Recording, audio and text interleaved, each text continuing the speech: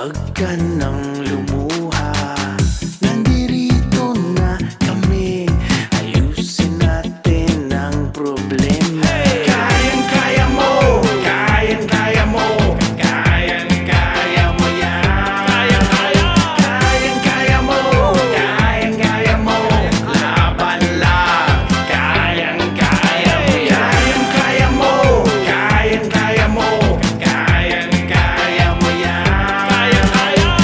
Kayang-kaya mo, kayang-kaya mo, laban lang. Kayang-kaya mo. Isang magandang hapon Pilipinas. Nandito na naman tayo live sa studio ng DZRH dito sa Pasay City.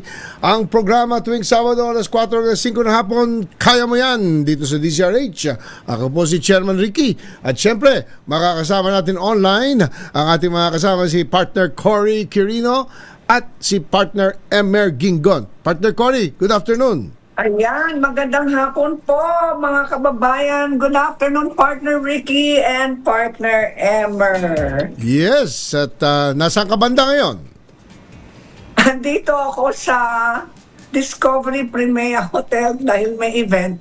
Kaya Okay. from here tuhog na ang aking araw. Okay, ano ba? Beauty pageant ba ulit yan? Or Hindi, art exhibit. Ang tawag okay. sa exhibit ay lakbay. ganda. Okay, partner Emer, nasaan ka banda sa mundo? Yeah. Dito lang ako sa may Christ the King, Green Meadows. Okay. Magpapari sana ako, ayaw ko payagan. Ayaw ko payagan. Overage. Overage ka na magpare. At eto na, ilang araw na lang, mag-uumpisa na eleksyon. Ha? Ilang araw na lang, mag-uumpisa na ang campaign 2025. Yan. Kailan bang official campaign period, partner? Ito na sa Lunes at officially February 11 mag-uumpisa na yung mga kampanya, no? At kaya niyan nagpaalala ang COMELEC, di ba?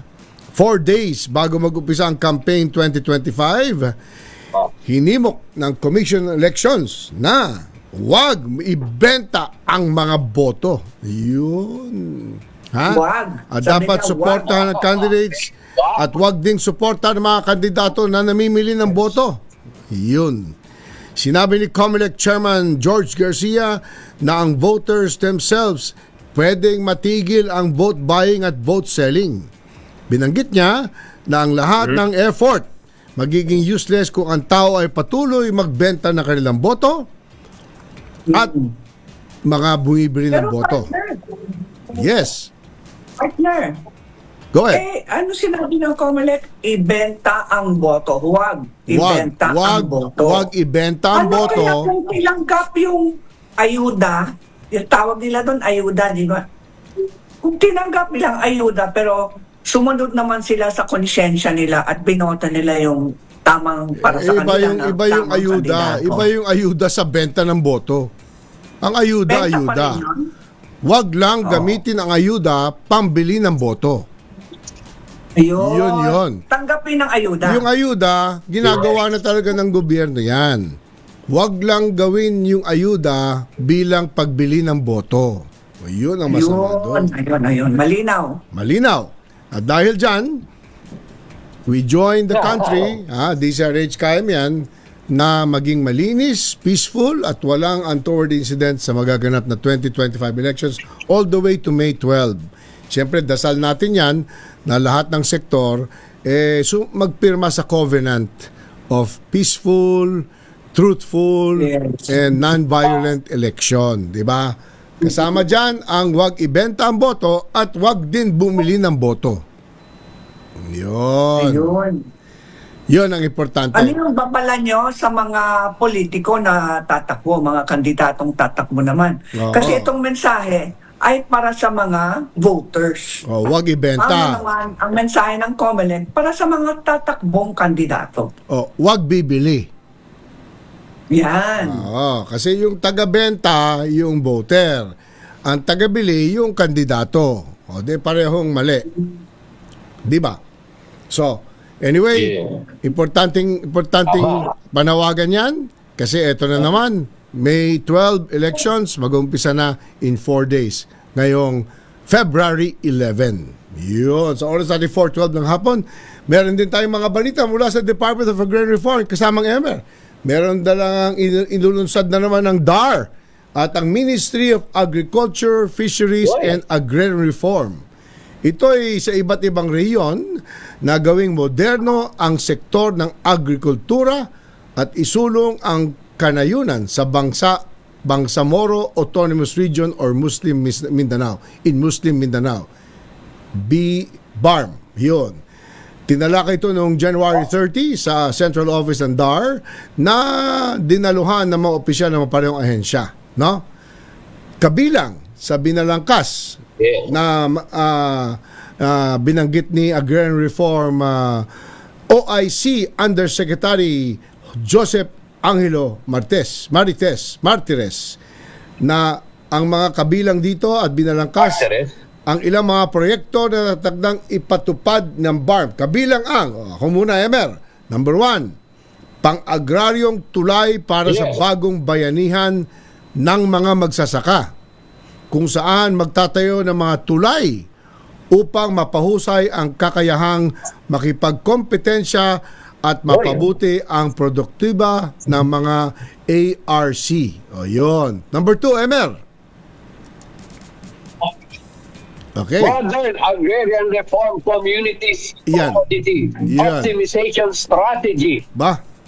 na naglalayong bawasan ang kahirapan ng kanayunan at isulong ang panlipunang pagsasama sa pamamagitan ng pagbabago sa mga settlement area ng DAR upang maging mga komunidad na nakatuon sa agrikultura at industriya para magkaroon ng tiyak at mahusay ng mga merkado at infrastruktura. Okay, number 3, Halal Food Industry Development Project.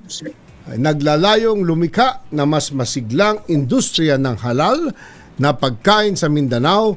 Ang inisyatibang ito ay makakatulong sa pagtaas ng kita at paglikha ng mga trabaho sa pamamagitan ng pagpalawak ng produksyon ng halal certified agricultural products. So, number 4, Emer. At yung solar power for Yun. agrarian reform communities. Wow. Na nagbibigay na papanatiling solusyon sa enerhiya sa mga off-grid communities. Ang proyektong ito ay magpapakilala ng solar power system na magpapahusay sa produksyon ng agrikultura, magpapalakas ng productivity at suporta sa pagkapaunlad ng negosyo sa agrikultura. Okay, samantala, nagpasalamat din si Kikay sa pagpapatuloy ng suporta ng DAR sa pagpapatupad ng CARP o Comprehensive Agrarian Reform Program sa BARM na binigyan din ang positibong epekto sa mga proyektong ito sa mga lokal na komunidad at sektor ng agrikultura sa rehiyon. Ang pagsisikap nito ay naayon sa pananaw ni Pangulong Bongbong Marcos Jr. na baguhin ang tanawin ng agrikultura sa Mindanao at tiyakin na ang magsasakang benepisyaryo ng reformang agraryo sa rehiyon ng Bangsamoro sa pamamagitan ni DAR Secretary Conrad Estrella III ay makakatanggap ng suportang kailangan para sa makamit na mapamanatiling paglago at pag-unlad. Maraming salamat sa Department of Agrarian Reform sa ilalim po ni Secretary Conrad Estrella III. Yan. Yan ang mga balita, of course, no? Sa araw na ito, makakausap natin ang special guest natin, ang tanging first nominee ng One Pacman Party List, isa sa mga noonang party list sa bansa na tunay nagbibigay ng oportunidad sa mga atleta. At walang iba kundi si first nominee Milka Romero ang ating bisita dito mamaya. Ito ay anak po ni Kong Mikey Romero. Yan po. Yes. So sa oras natin 4:16 ng hapon, tayo po ay magbe-break kasi nakaabang na sa Happy, Healthy at iba pa sa segment po ni kasamang Cory Quirino. Standby po mga kaibigan, we'll be right back.